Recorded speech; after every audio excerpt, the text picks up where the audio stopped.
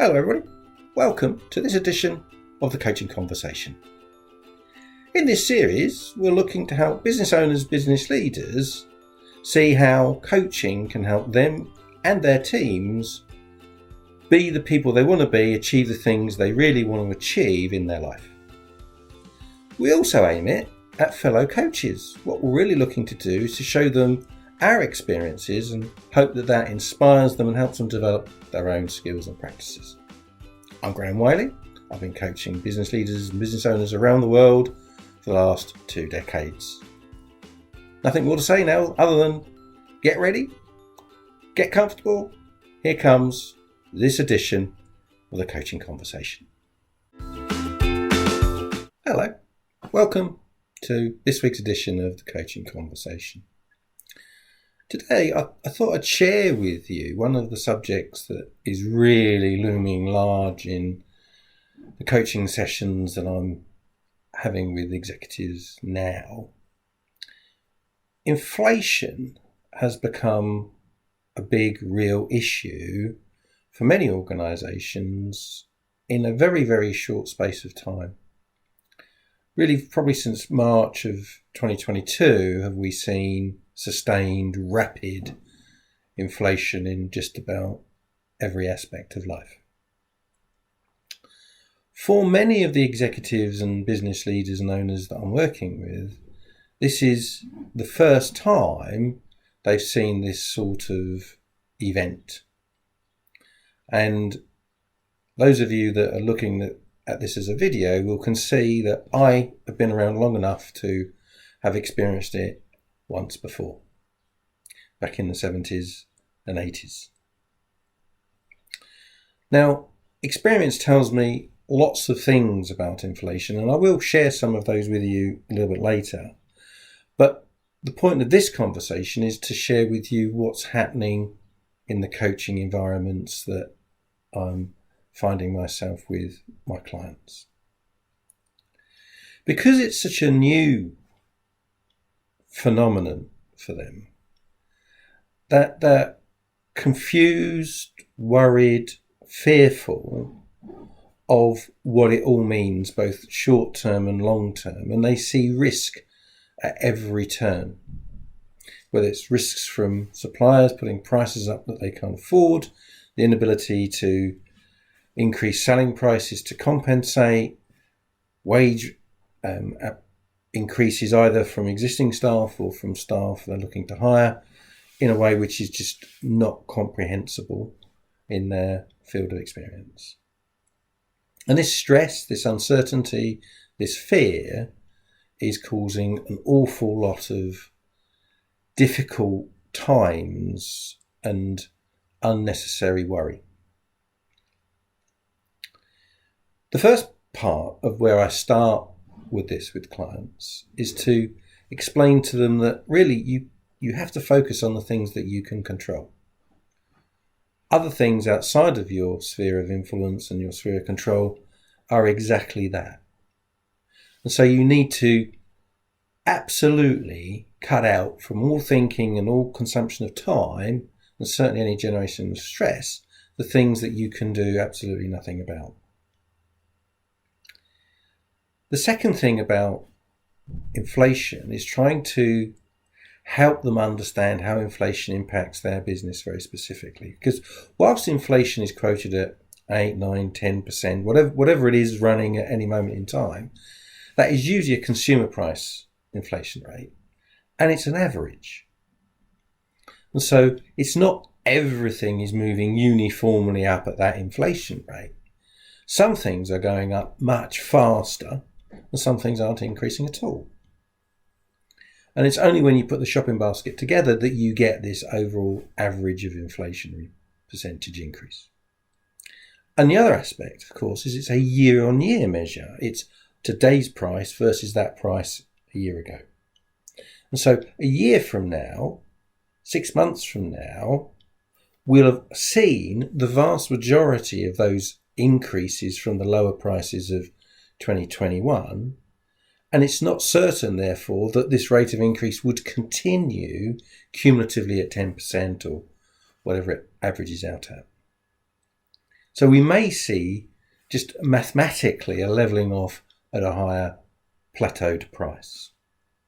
And that doesn't mean that inflation itself will slow down. It doesn't mean that inflation itself will go away. That's not what I'm actually saying. What I'm saying is that the cumulative effect may slow. When you're looking at inflation that's specific to your business, you must also understand its impact specifically on your customer's business.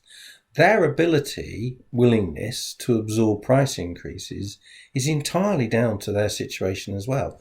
The strength that they have in their markets, the competitive position in their markets, what their customers' expectations are, and so on and so on. So generalizations don't really work. The way in which you have to respond to inflation is entirely personal. And inflation itself can be a good thing. It can be a sign of growth. It can be an opportunity. Would you like to make 10% on £100, or would you like to make 10% on £110? Clearly, you're going to make £11 on the second example versus £10 on the first. So it's not necessarily a threat. It's also a very real opportunity from a short-term financial perspective. The difficulty with inflation as a generalization, as a wider economic impact, is clearly it is extremely destabilizing. And my experience of it decades ago is that it's extremely difficult to unwind. It becomes self-propelling. So wage award increases this year of, for argument's sake, 5, 6, 7, 10%, whatever people are asking for, suddenly places an expectation that every year there's going to be an inflationary reward and it's going to be meaningful. And that in turn fuels the need to continue to increase selling prices. And that just knocks on and knocks on and knocks on. Inflation in that context is very similar to COVID in the context that it is contagious. Once you've got inflation, you have to pass it on. You can't survive by absorbing all the impacts of input inflation without increasing your selling prices. And that's true for everybody. What that ultimately drives is a slowing down of the economy because the money goes less far. People can buy fewer goods. And as a consequence, the economy starts to decelerate, which is not good for anybody. But that in itself ultimately doesn't destroy inflation or undermine inflation quickly enough. So you get what's called stagflation. And so the kind of thinking that I'm encouraging with business owners, business leaders in the inflationary times is to be aware of this contagious nature. It's going to keep coming. And to understand that it could ultimately lead to a slowdown of certain markets, which could impact them. I also encourage them to think very deeply about their individual personal circumstances, business personal circumstances, for the reasons that I explained earlier.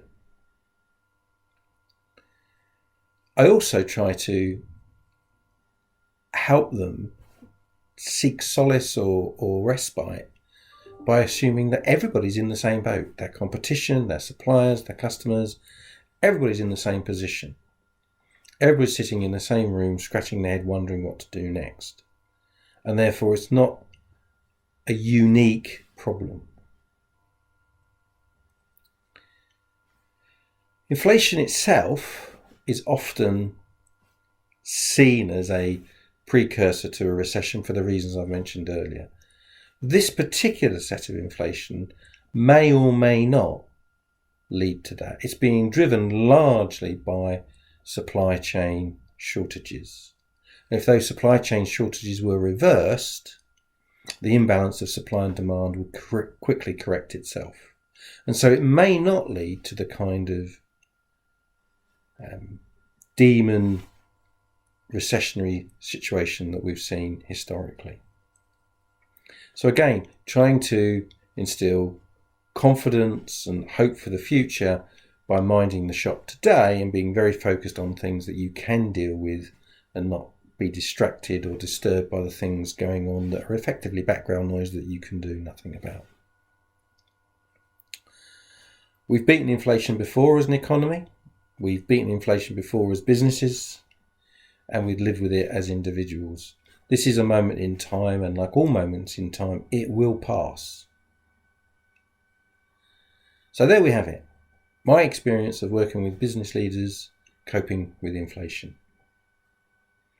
Hope you've enjoyed that, hope it's been useful, and I'll see you again another time in the coaching conversation. Goodbye. So there you have it. That was the latest edition of the coaching conversation. Hope it was useful. Hope it did what it was meant to do for you. If you want any more information about our coaching practice, it's at the executivemindset.co.uk. While you're there, you can book your own free session, which will give you a much deeper insight to what coaching can really do for you. If you enjoyed the session, please give us a good rating. And if you want to reach out for further information, do email me at theexecutivemindset@sagegreen.com. That's about it for this time, and look forward to seeing you next time. Bye.